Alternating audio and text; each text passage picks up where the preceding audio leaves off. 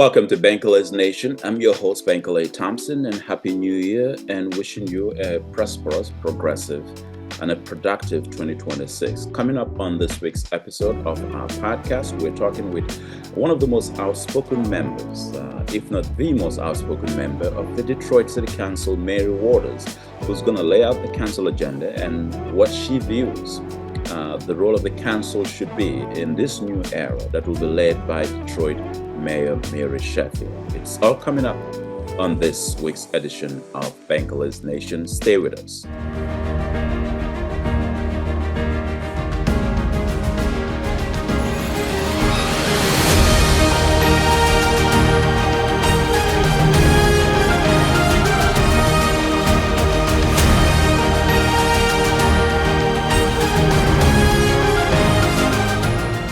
Let's bring in Detroit City Councilwoman Mary Waters, who was the highest vote getter in the last election for City Council and one of the most outspoken members of the Detroit City Council. Thank you so much. Merry Christmas, Happy New Year, and of course, wishing you a progressive and a prosperous 2026. Well, thank you so much. Same to you. And I want to begin we have a new mayor, Mary Sheffield, who starting, of course, has already started on the job, succeeded Mayor Mike Duggan, who's now running for governor as an independent. You worked with Mayor Mike Duggan.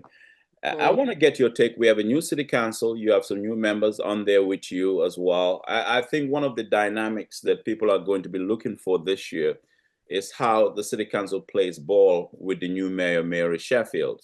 And obviously, the council is not, we've said that, I think you've said that before, it's not an intern to any mayor. It's the legislative body here. What is the agenda of the council going to look like in 2026 and beyond, from your perspective? So first of all, let me just say that this city council and any legislative branch are co-equal branches of government. We don't report to the mayor, and the mayor does not report to us. It's the same thing when I was in Lansing as a state legislator. The governor did not report to us, and vice versa. And so, as long as we all have that understanding, I think that we can work well and get some things done. There has to be checks and balances. We cannot be a rubber stamp. There are various initiatives that each member plans to take on. Right. I want council to remember that we have to make sure that we go through the budget line by line. Now, I was assigned as a member to the budget committee. Oh, and you're on the this is budget committee now. Yeah, I'm on the budget committee. That's one of my committees. The Okay. other committee is public health and safety. It's the other committee that I'm assigned to.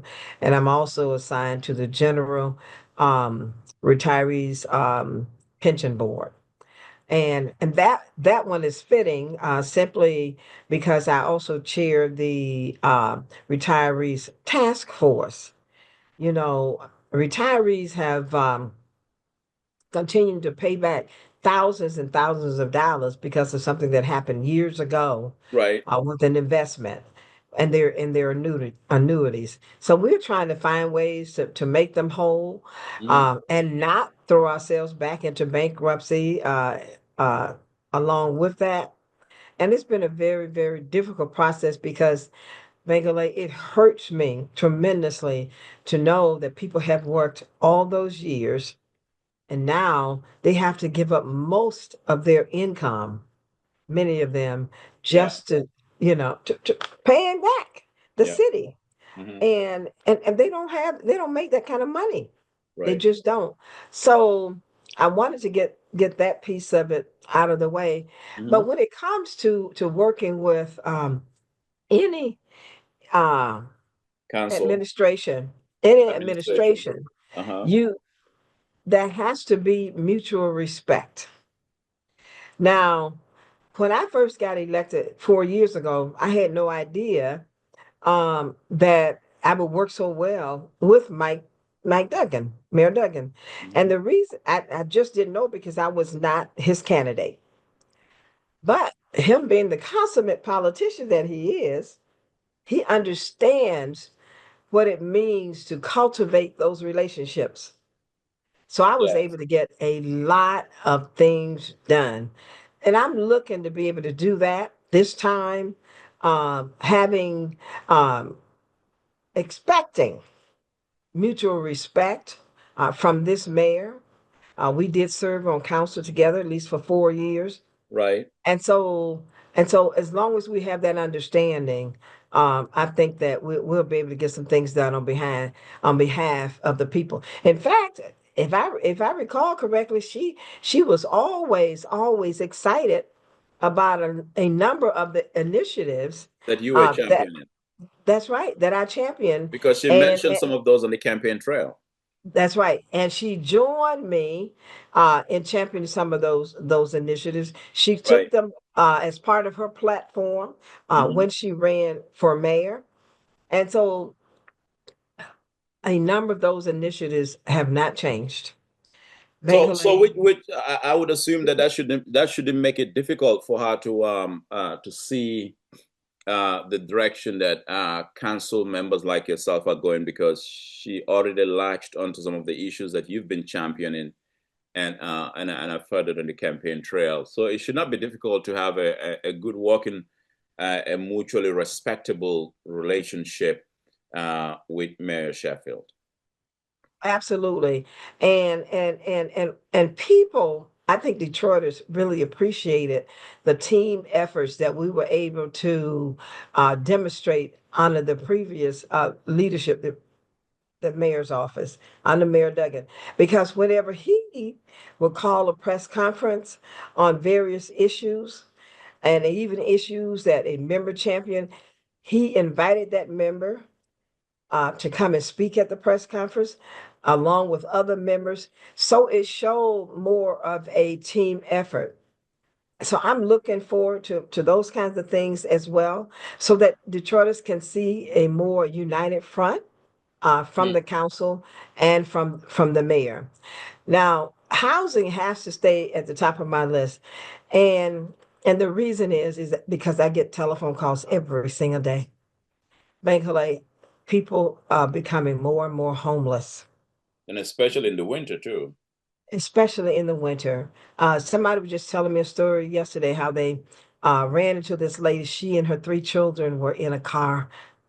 It was very obvious to her that they had been sleeping in that car for, for days. She decided she would take the kids' clothes, take the clothes that were in the car, take them home and wash them, call up our city department so that we can get them placed somewhere. But this is what's happening to our families and our children living on the streets. Children can't learn. You expect children to go into the classroom and perform when they don't have a place to sleep, when they're hungry, and even these shelters. And I need these shelters, to be honest. And I intend to tour every single shelter because I want to see what they have to offer people when they come. Sometimes people call my office and they say, I went to the shelter. They didn't have a place for me to sleep. They offered me the chair. Now, if you're receiving funding, if you say that you can accommodate a certain number of people, you ought to be able to do that. Otherwise, don't take the money. So We it's need to, time to hold these organizations that fight for the homeless, time to hold them accountable, especially if they're receiving dollars, taxpayer dollars. that's right. We have to hold them accountable because you may or may not know, but the new HUD secretary, Scott Turner, has decided, right now, for example, I'm going to use this as an example. People, we were assisting people with down payment on a rental and the first month rent, right? Right. HUD is no longer willing to do that.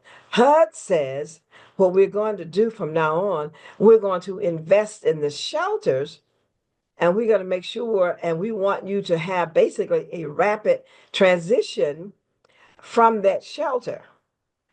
But how do you do that if in fact you can't find shelter in the first place, if the shelters really don't have much space for you. So when I had an opportunity to speak with Scott Turner at the Dallas and Lions game, Mm. because he was there as well, I shared with him the need for, if this is the direction that they're going, additional transitional housing. And you know, I just want to throw people into any space when they're in transition. Let's build some decent transitional housing. So if you say they can only stay there for 6 months or a year, whatever, and their goal is to empower people to move on, and become productive citizens, well, it's not that simple because there are so many things that has to go with it. How do they get a job? Um, you know, what about transportation for them and their children? There's so many things that goes with that. So I said to him, I says, if you don't mind, I'm going to want to talk to you a little bit more extensively about that, and perhaps we can offer some input. And so one of his people did reach out to me yesterday. They're ready to meet with my team so that we can have a conversation about how we do this, because Secretary Turner says that the homeless issues are his passion. And if that is the case, then we need to share a lot more with him, because if you're sitting there in Washington, D.C., and you're making various decisions, you need to be armed with information, real live examples, right? So that you can better assist people and you can better make those decisions right there in Washington, D.C.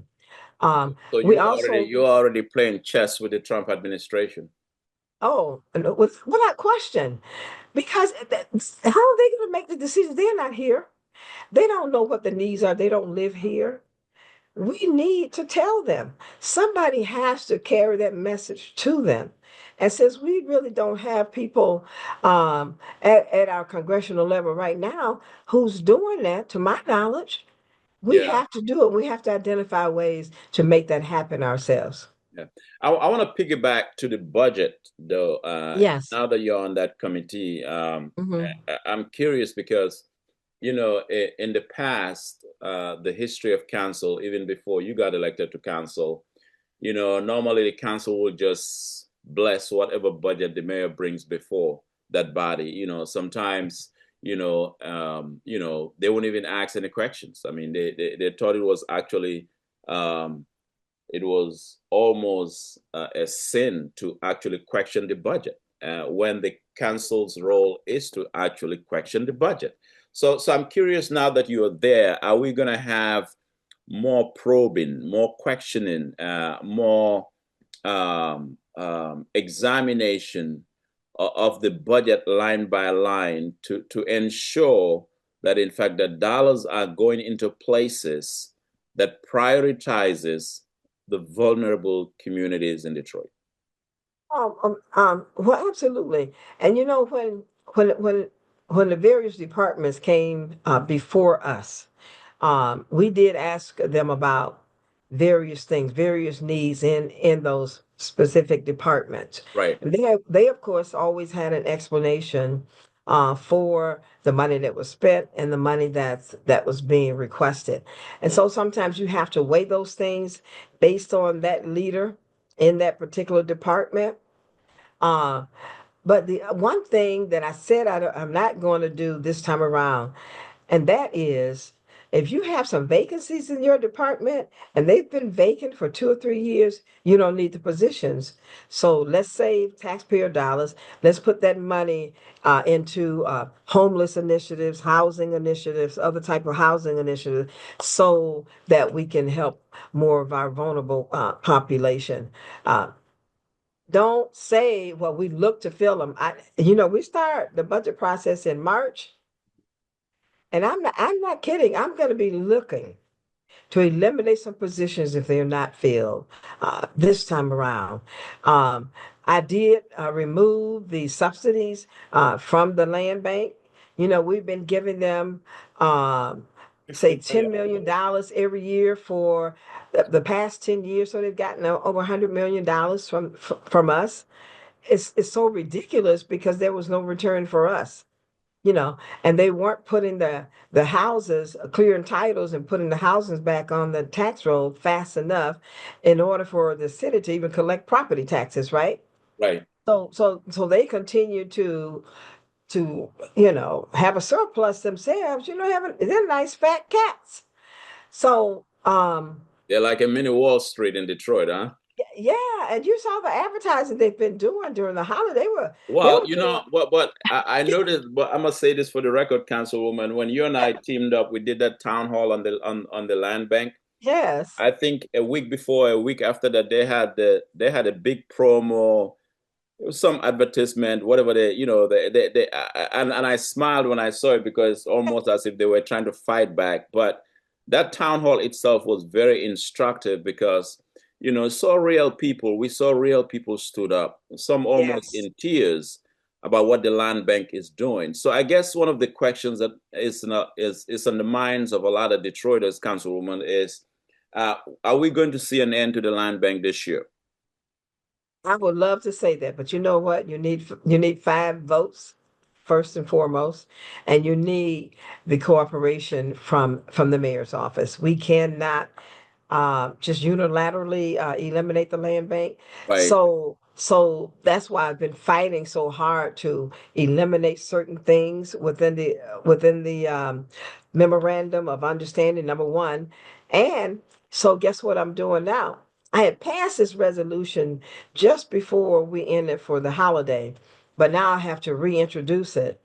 And we are going to renegotiate the intergovernmental agreement with the state, Ah, for the land bank between, the city of Detroit and the land bank. And that has to be done through the state. So when I spoke with the guy late last year, and I says, I want to revisit, um, the agreement. And he says, sure. He said, just send me a resolution from the council, and then we can sit down. And he says, and I'll put in that agreement whatever you want. Um, but when you're floated by certain colleagues, some of them just don't want to end it. They believe that the land bank is necessary. I'm still trying to understand that. I'm not there, but if I can't eliminate them, then certainly we have to do some reforms. Especially, we want people who sits on that board to live here in the city, you know. Um, and I'm not sure where they live right now. It's my understanding that we might have maybe one or two that live in the city. They might have moved to make some of those changes, um, since they know that's what I'm looking to do. So we'll see when the time comes how many of them actually live in the city. I also want to change the whole structure of it. Right now, basically, city council doesn't have any appointments. I think they said the mayor said before. Council doesn't have an appointment to the land bank? No, the mayor appointed a person, and he said that could be city council's liaison. That's what I understand happened. So, so I want to split it right down the middle. I want half to be from council, half to be from the mayor, and then maybe one joint appointment. I believe that that's a fair way to do it, so that we can get some things done in a fairer way. I want the land bank, and this has been my beef with them, putting Detroiters first. And I want to take the homes that they have. They have about 700 occupied homes. I want us to find the dollars so that we can renovate those homes and help families to become homeowners. That's what Right. we want to do. They have about another 1,400 homes that are not occupied, but certainly can be renovated. Hmm. And I want us to be able to take those homes and renovate them as well, because their priorities are not what our priorities are. And that is making sure that our residents have a place to live.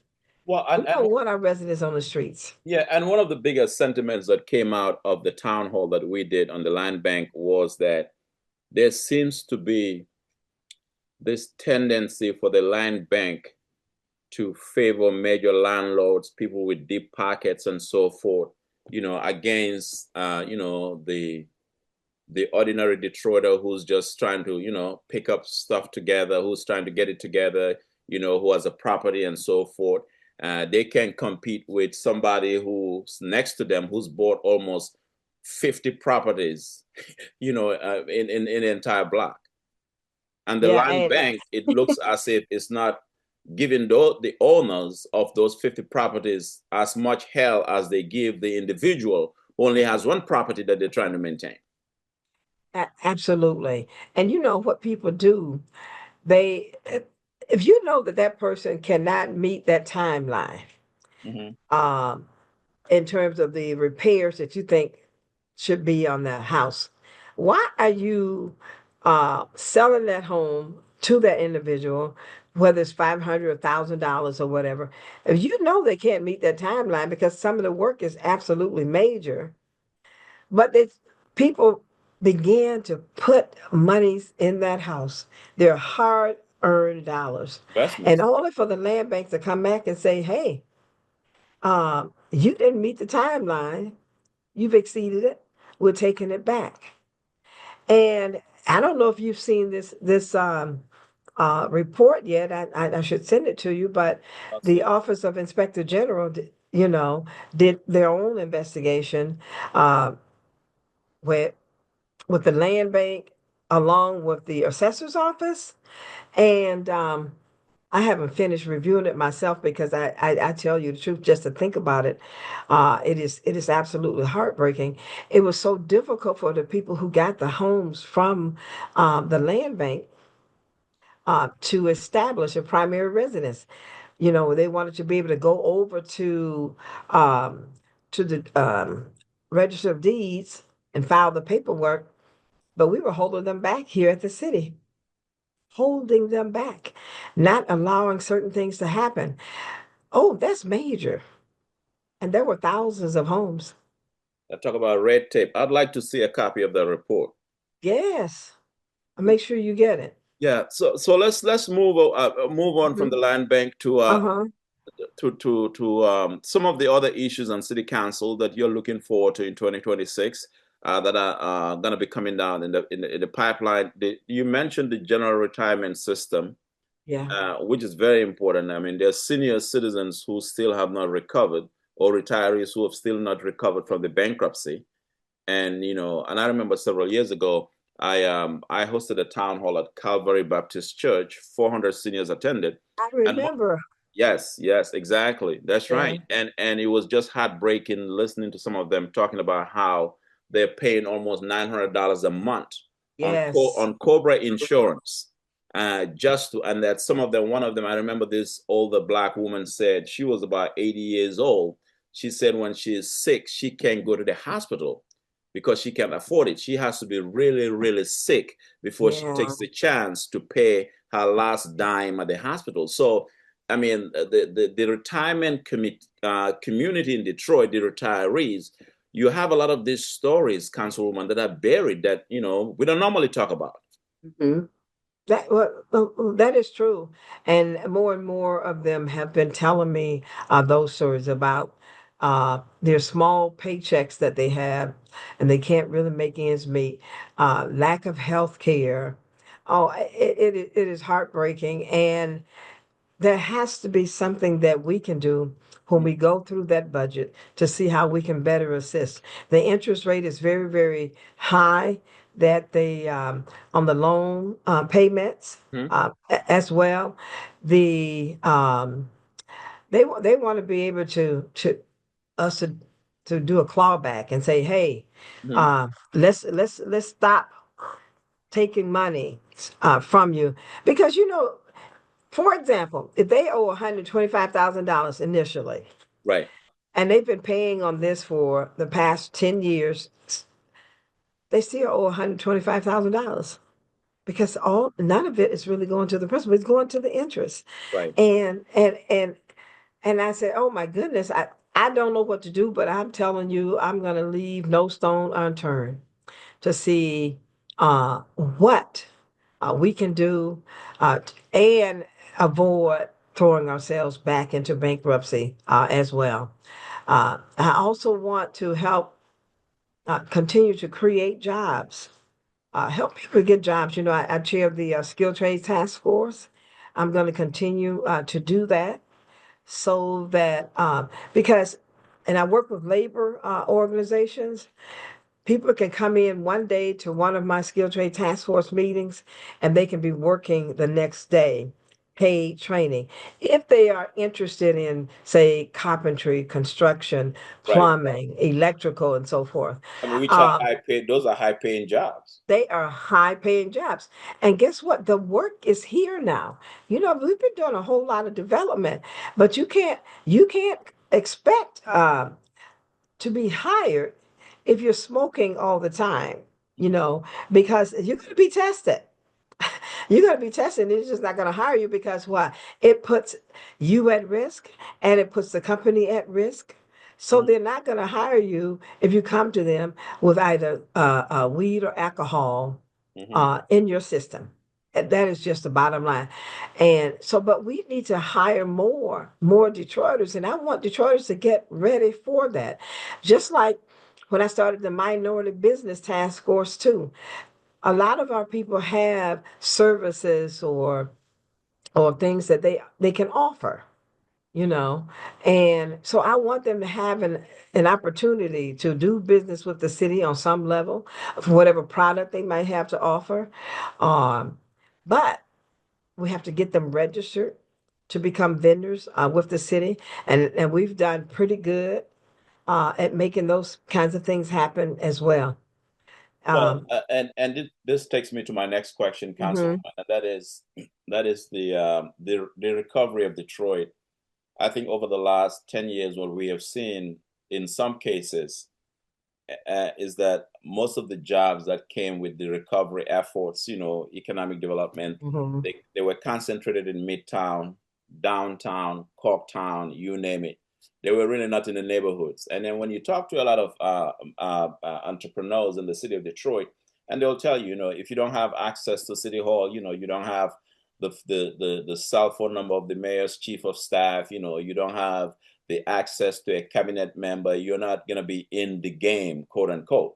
Means that you're not going to be in the room. You're not going to have those opportunities. My question to you is, how do we bridge that gap to make sure that these opportunities that are going to come?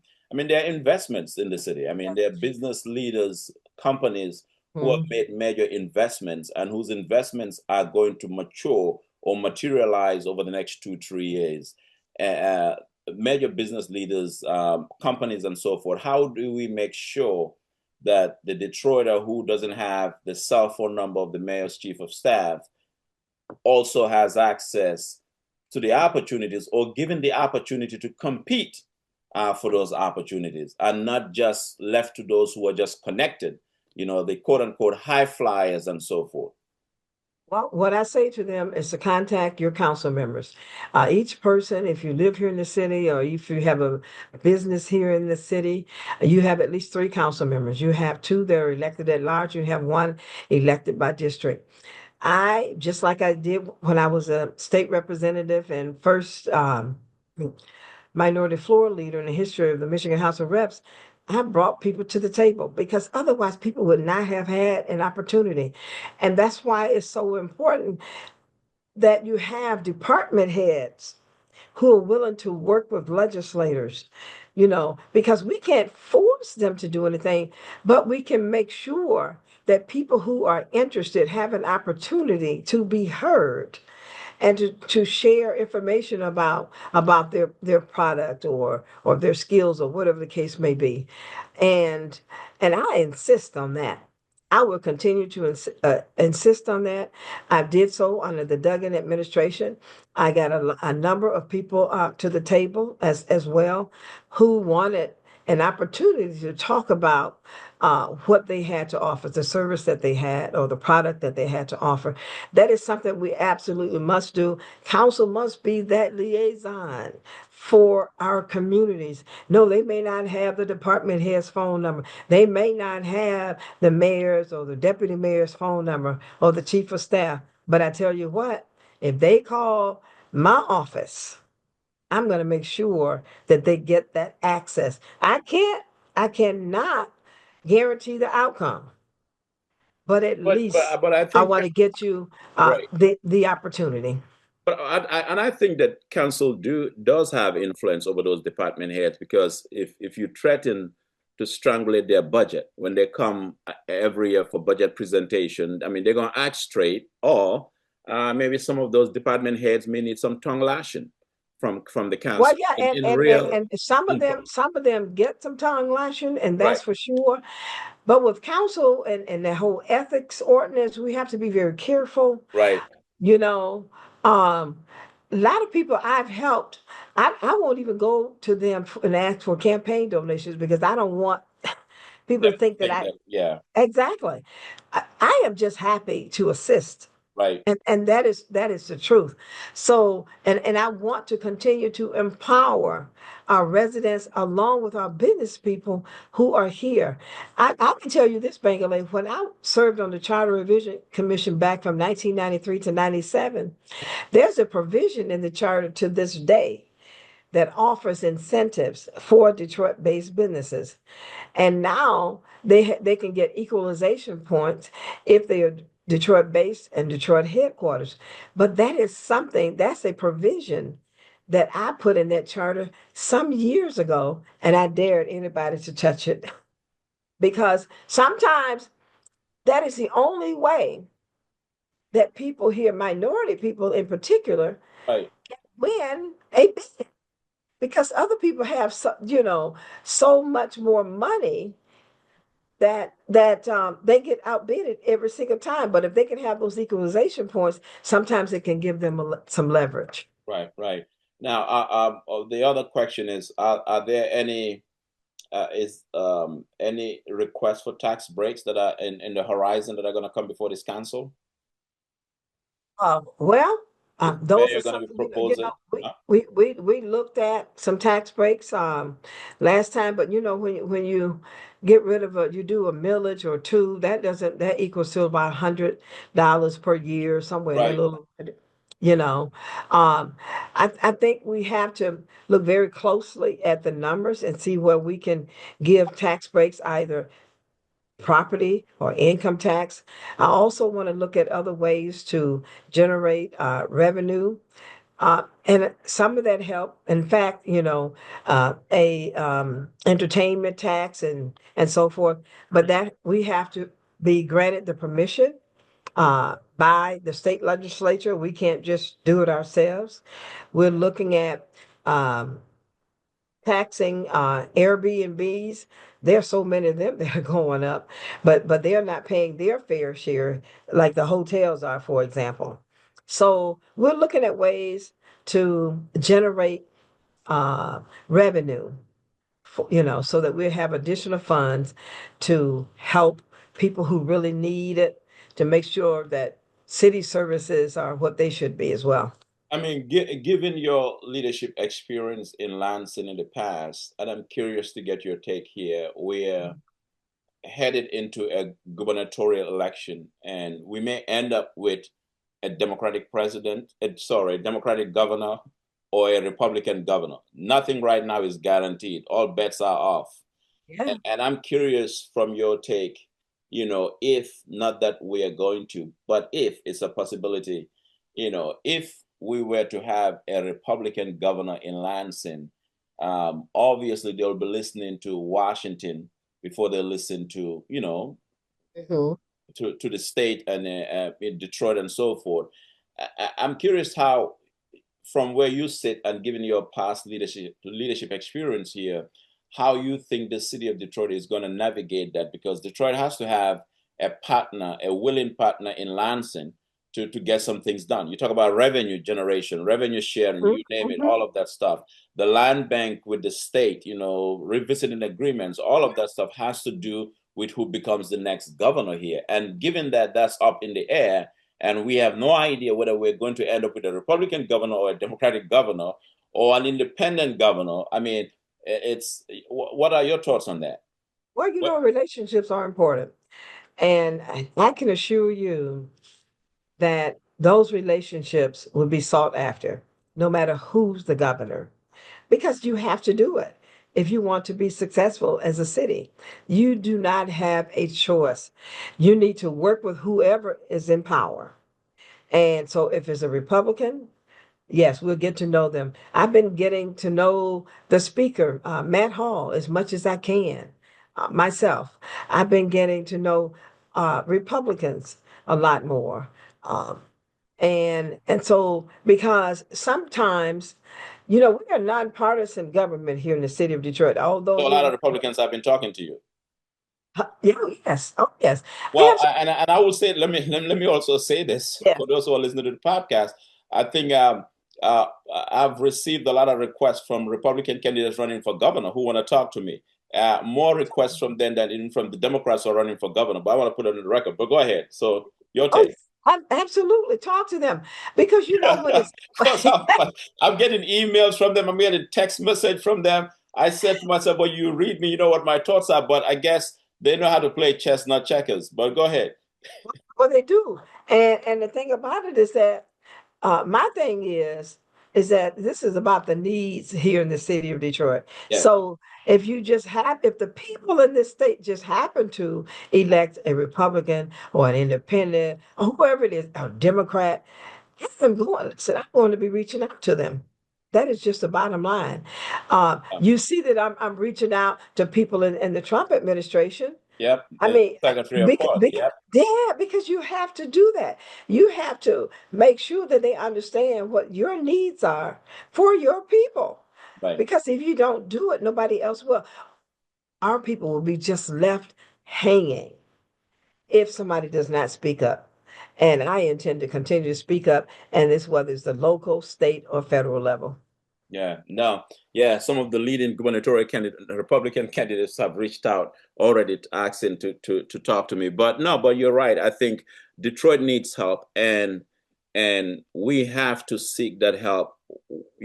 Regardless of whoever is in And power. be thinking about how we get the help. If you have a certain group that's in power, that's what you do. You work with them.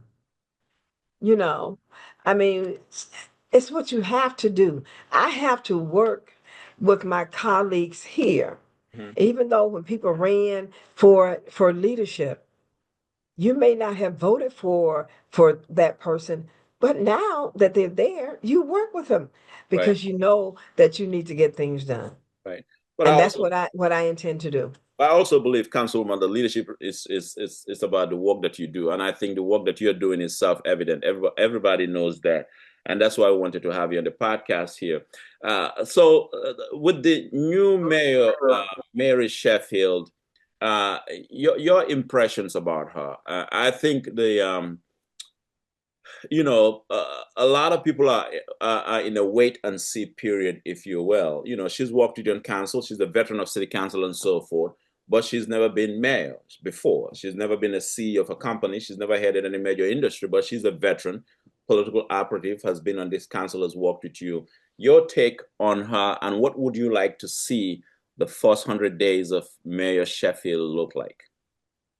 Well, my take on her, I mean, I think she has the ability, certainly to do the job, but you can't be everywhere. You need to make sure you have key people, people that you can depend on. She has to surround herself with people that she can truly depend on. And and then when you're working with a legislative group of people, you got to come to them straight. You cannot put yourself above the body because you have to always keep in mind that we are co-equal branches of government. The legislative body, our job should, our goals should be the same as hers for the most part. That is to make sure that Detroit succeeds. Right. And so certainly I expect that. I want to see mutual respect between the mayor and the city council. I do want to see that. And and I want her to make sure that, I mean, don't blindside us. Make us your partner. If we really want to move this city forward, sit down with us and say, hey, um, what is it that you're working on? Give me two or three things that I can help you with. Mm. And then talk about some of the things that you want to get done. And that's the way you do things, and that way you keep things moving forward. Now, sometimes some people might want pie in the sky, and the budget just simply would not allow it, you Right. know? Right. So we've got to be reasonable as well. But there's certainly a way to get things done. I mean, I am living proof that with the right working relationship, you can get things done. I got a lot of things done under the Duggan administration. I really did. And I remember when Jennifer Granholm was in office, I helped a lot of people because of my relationship with her. Got people jobs and other kinds of things, access and so forth. Yeah. So relationships do matter. You know, I don't want to see people putting themselves on a pedestal, so to speak. Understand that we are all here to be of service to those who put us here. And as long as we can all keep that in mind, both the administration and the city council, I think we'll do just fine. Yeah. And we'll make those tough decisions. And we'll keep people in mind who really and truly need the help. Yeah, no, no, I want her to succeed, and I think a lot of people are rooting for her to succeed. And of Mm. course, this will be, predicated on the kind of advisor she has, who's going to be advising her. And I think to your point about not playing games with the council, Yeah. especially people that can publicly embarrass you because they can vote on your proposal, vote to pass it, or vote it down. I'm the type of person now. I mean, you can't play the games with me because if you do, I'm going to tell the entire city and or state. I will make sure that I inform the community, because I think they need to know. And so I'm hoping that we don't get there. I'm not expecting that. Right. Um, I don't, because she did pretty good for the most part when she was president of council. Mhm. She did. Sometimes I didn't agree with her on certain things, but that's par for the course. I mean, those That's things fine. happen. That's But expected. but I think she certainly has the ability, if she surrounds herself with the right people, not allow them to just put negative things in her ear. She understands better than anybody, I think, what it means to have that partnership with city council. She has to understand that that's where she just left. Yeah. And But I so think the other side to that too, Councilwoman, is who you surround yourself with. If everybody you have around you, only says "All hail the Queen, all hail the King," they say yes to everything instead of telling you, "Look, I think you messed up here. I think you effed yeah, up here. I think no, no, no. I don't think you need to go down there. You need to pull that back." yeah. Then you can really get some things done. But if everybody around you say, "No, how do I look today? What do you think about this? Oh, it's wonderful. It's great. It's 300%." That You doesn't cannot help. And I the think one sometimes political leaders of elected officials fall in that pit because they want to surround themselves only with people that are going to say yes, yes, yes, yes, yes. I tell you, it's a huge mistake. Do not surround yourself with yes people. I never want to surround myself with yes people because I can't grow that way. I can't learn that way.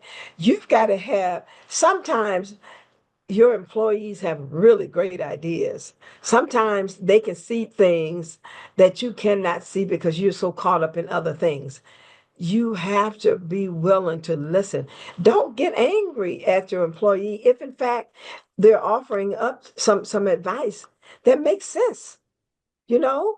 So and I certainly hope that is not the case. We have to leave the egos outside and we have to be open to that advice that's going That's to that's help hard move to us do. forward. That's hard to do, Councilwoman. Detroit is a city of egos. A lot of egos in this city. Well, I don't have one like that. I'm I going know to tell you you. don't, but you know what I'm talking about. I know, but I'm telling you, if it's not if it doesn't happen, it is not going to work, and Yeah, and and it puts you in a very very bad situation. yeah, And so when I have my one-on-one with the mayor, I said to her, I hope that you're open, that you're receptive to even, I mean, criticism, yep, you know. Um, it doesn't mean that it's negative. yeah. Sometimes oftentimes it helps us to grow. Yes, it And does. I'm willing to do it one-on-one. I'm willing to shoot you a text and say, hey, I don't think this and I don't think that, if you're open to that, Right, right. you Well, I know. mean, I think any leader who wants, your point is, I think that's, which is a fact, is growth. Any leader who wants to grow should not be repulsive or be negative to being criticized constructively. Constructive, Councilman, yeah. yeah, go Yeah, ahead. that's right. That's right. Constructive criticism, Right. and there's nothing wrong with it. Yeah. Absolutely nothing wrong with it. I mean, my staff does that with me. I appreciate it. I do not, please do not give me all yes people. I can't because I can't grow, I can't learn anything. Right. I mean, who do I think I am? Yeah. The people just happen to put me here, and then they're dependent on me Right. to surround myself with people that can help me get some things done. So I want to talk about two things before we end this interview. Uh-huh. Affordable housing, but also you chair the skills trade. And Yes. I want to tie it to workforce development because I know a lot of federal funding comes for workforce development, a lot of state funding and all of that stuff.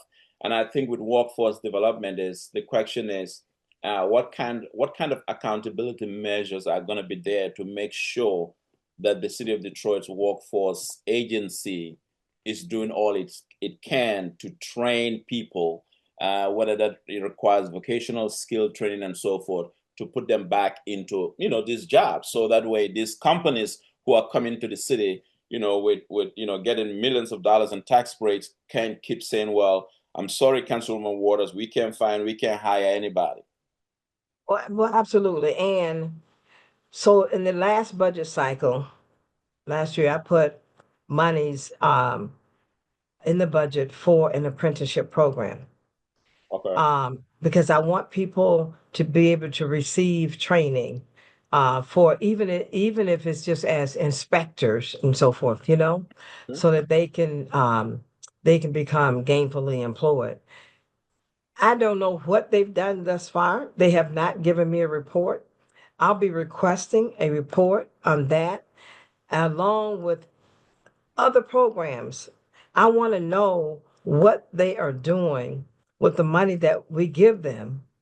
What jobs are they helping us? How many people are coming out of the various classes? And I'll tell you, I think about the Jumpstart program.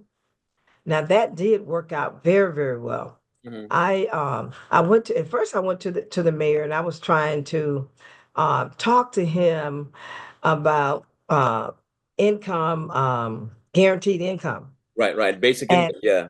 yeah, I couldn't get him there.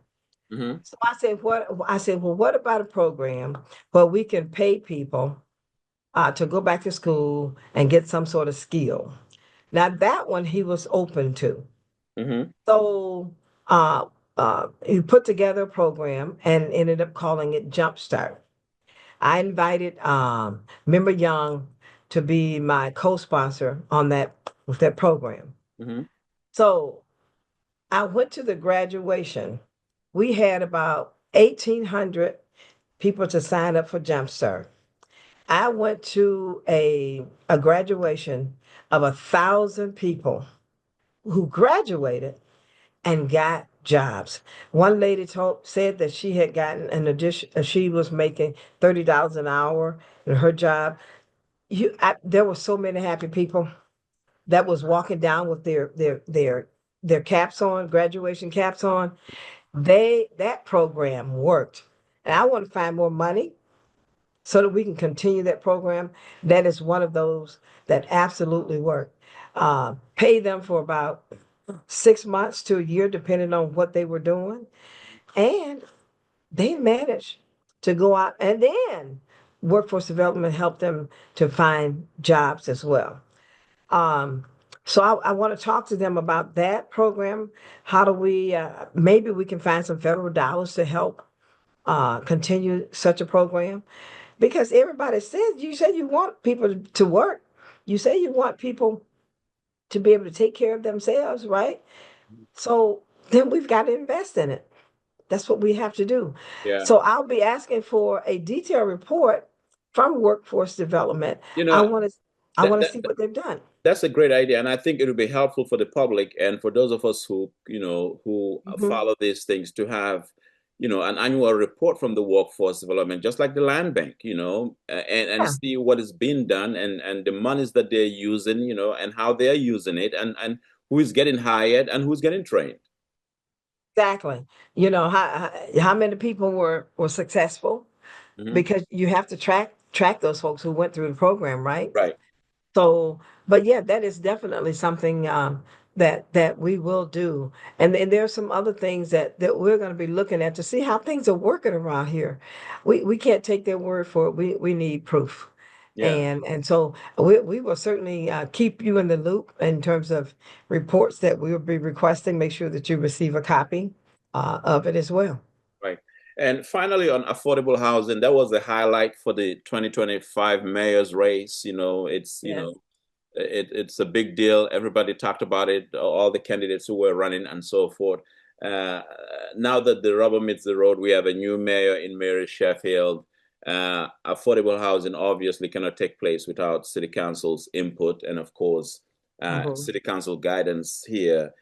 Uh, what is your thinking around that? Well, first of all, I think that we've been misusing the word affordable. Hmm. What's affordable for one person is not affordable for another. That is So true. we've got to look at income based and low income housing, because basically, I mean, our people just don't make the money. Yeah. We do not. One of the other things that I play, that conversation, I mentioned it briefly to the HUD folks, but I've got to have a more detailed conversation with them about area median income. You cannot continue to lump us in with Livonia, whose average income is about $90,000 a year, No, you and can't. then and Warren, which is about $62,000 a year, and we're looking at Detroiters, which is under 27,000. I don't. They said, well, it's about 30,000. Okay, show me, because I can tell you, when you look at. I was talking to a senior citizen, and she said that she needed home repairs, and I said, well, maybe you make too much money. I said, how much is your income per year? She said $6,000. So you see what I'm saying? So those numbers are way low. And then we continue to build these high-rise buildings where seniors are living. And there's so many reasons that they should not be in high rises anymore. Our aging population needs to be in safe spaces. Um, no more than 3 stories, because elevators break, air conditioning break, and some of them, Bankole, are literally there on those floors Mhm. way up, and they died, and sometimes people don't find them for a couple of weeks. Right.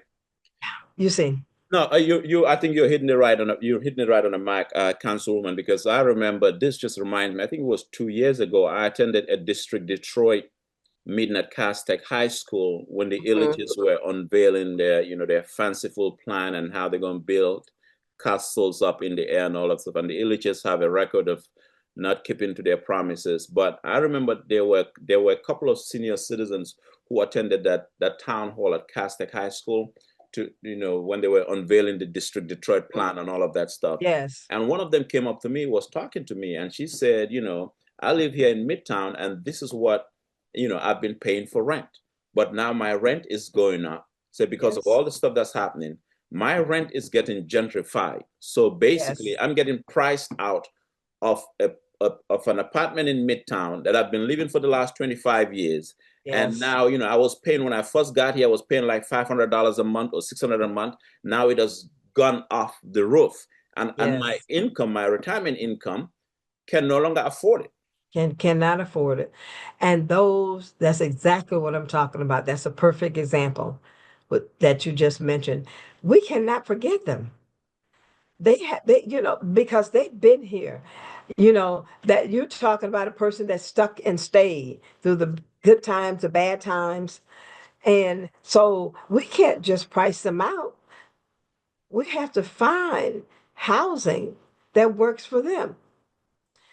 And so we're going to be looking at a number of things uh, in my office, things that will assist with that. I will certainly let you know when I roll those out. Right. Um, but we have to do it. And I'm very fortunate because I've got some very passionate staff members, some of them who understands exactly that and the need and the work that we have to do to make sure that this whole thing works for all of Detroit. Yeah. You have a staff that cares. They're not just picking a Yes, paycheck that's right. for the next Thank you. for the next promotion. But I brought up affordable housing because I think that that could be something you could put on the table with the Secretary of HUD. Without question. I intend to. I Right. can't wait. Matter of fact, as soon as they call and schedule that meeting, they say they were going to schedule when they texted me yesterday. Oh yes, for sure, because we need them. We can't do this all by ourselves. Yeah. We've got to have them involved, and that's exactly. And I mentioned that to him briefly when I saw him at the Dallas and Lions game, you know. And so he is pretty anxious to learn a lot more. So he had his guy to reach out, and so and that's exactly. I don't know how you knew that was one of the things that I was going to talk to him about. So we heard. I mean, they got out of the house building, but we got to have them back in it. They just have to. We cannot do this alone. Well, I'm very perceptive, Councilwoman, and on this end we play chess, not checkers. Finally, let me ask you the question here: who are you endorsing for governor? Oh, I shouldn't ask That's, that question. You're a Democrat anyway, so. well, I'm a Democrat, but that doesn't mean anything. Really? And let me tell you Now, something. Curtis Hattel don't want to hear that from you, though. The head of the Michigan Democratic Party, he don't want to hear that. You say Well, you're a Democrat, listen, but that don't mean anything. uh, le- uh, they almost allow Bernie Sanders to run the Democratic Party. He's an independent. Right. Well, good point. So I guess the Councilwoman Mary Waters won't be endorsing anytime soon. But let us know when you Not arrive yet. at your candidate. Huh? I'm certainly going to let you know, but I will tell you this: relationships mean a lot to me because I believe that's first and foremost. Before party, and from where I sit at this time, Right. relationships matter. All right. Well, thank you so much, Councilwoman, and Happy New Year again. And hopefully, we'll be talking more in 2026. All right, then. I look forward to it. We're going to need your help championing some of these issues. All right. Take care. All right, thank you. Bye. Bye.